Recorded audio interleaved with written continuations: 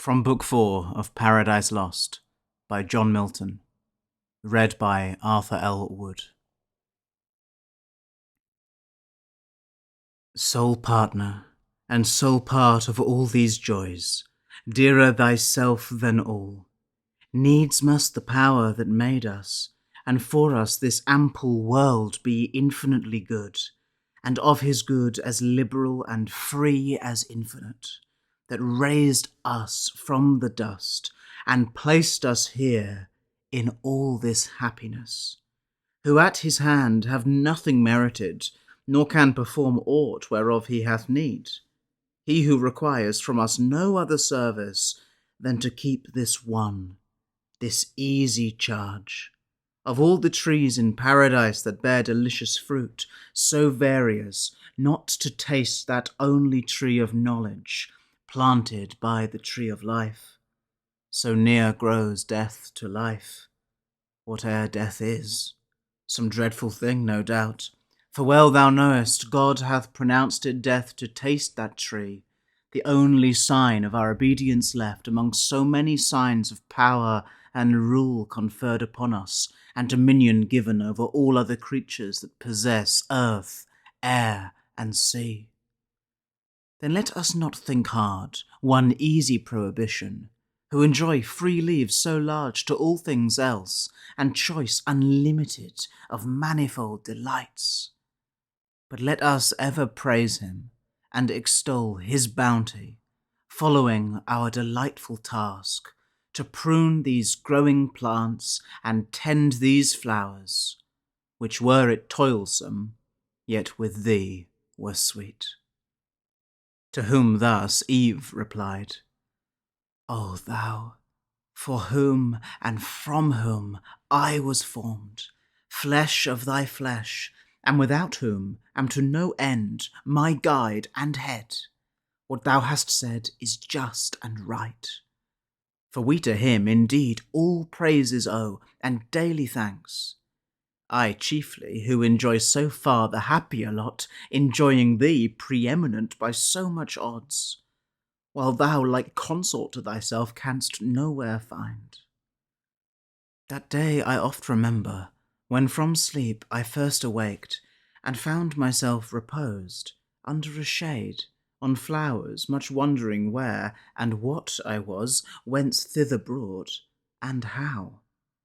Not distant far from thence, a murmuring sound of waters issued from a cave, and spread into a liquid plain, then stood unmoved, pure as the expanse of heaven.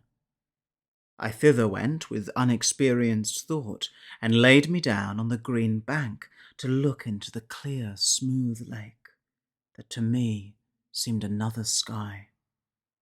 As I bent down to look, just opposite, a shape within the watery gleam appeared, bending to look on me. I started back, it started back, but pleased I soon returned. Pleased it returned as soon with answering looks of sympathy and love. There I had fixed mine eyes till now, and pined with vain desire, had not a voice thus warned me. What thou seest, what there thou seest, fair creature, is thyself. With thee it came and goes. But follow me, and I will bring thee where no shadow stays thy coming, and thy soft embraces. He whose image thou art, him thou shalt enjoy inseparably thine. To him shalt bear multitudes like thyself, and thence be called mother of human race. What could I do but follow straight invisibly thus led, till I espied thee, fair indeed and tall, under a plantain, yet methought less fair, less winning soft, less amiably mild than that smooth watery image. Back I turned. Thou, following, criedst aloud, Return, fair Eve. Whom fliest thou? Whom thou fliest, of him thou art, his flesh, his bone. To give thee being I lent out of my side to thee, nearest my heart, substantial life. To have thee by my side, henceforth an individual solace dear. Part of my soul, I seek thee, and thee claim, my other half. With that thy gentle hand seized mine, I yielded, and from that time see how beauty is excelled by manly grace and wisdom, which alone is truly fair. So spake our general mother, and with eyes of conjugal attraction unreproved, and meek surrender, half embracing leaned on our first father. Half her swelling breast naked met his, under the flowing gold of her loose tresses hid. He in delight both of her beauty and submissive charms, smiled with superior love, as Jupiter on Juno smiles, when he impregns the clouds that shed May flowers, and pressed her matron lip with kisses pure. Aside the devil turned for envy, yet with jealous leer malign eyed them askance, and to himself thus plained: Sight hateful, sight tormenting, thus these two, imparadised in one another's arms, the happier Eden, shall enjoy their fill of bliss on bliss, while I to hell am thrust, where neither joy nor love, but fierce desire, among our other torments not the least, still unfulfilled, with pain of longing pines. Yet let me not forget what I have gained from their own mouths. All is not theirs, it seems. One fatal tree there stands, of knowledge called, forbidden them to taste. Knowledge forbidden, suspicious, reasonless. Why should their lord envy them that?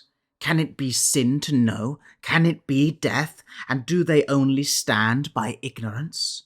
Is that their happy state, the proof of their obedience and their faith? O fair foundation laid whereon to build their ruin! Hence I will excite their minds with more desire to know, and to reject envious commands, invented with design to keep them low, whom knowledge might exalt equal with gods. Aspiring to be such, they taste and die. What likelier can ensue? But first with narrow search I must walk round this garden, and no corner leave unspied. A chance but chance may lead where I may meet some wandering spirit of heaven by fountain side, or in thick shade retired, from him to draw what further would be learned. Live while ye may, yet happy pair, enjoy till I return, short pleasures, for long woes are to succeed. Thank you for watching. Please like and subscribe for more poetry readings. And a special thank you to my supporters on Patreon.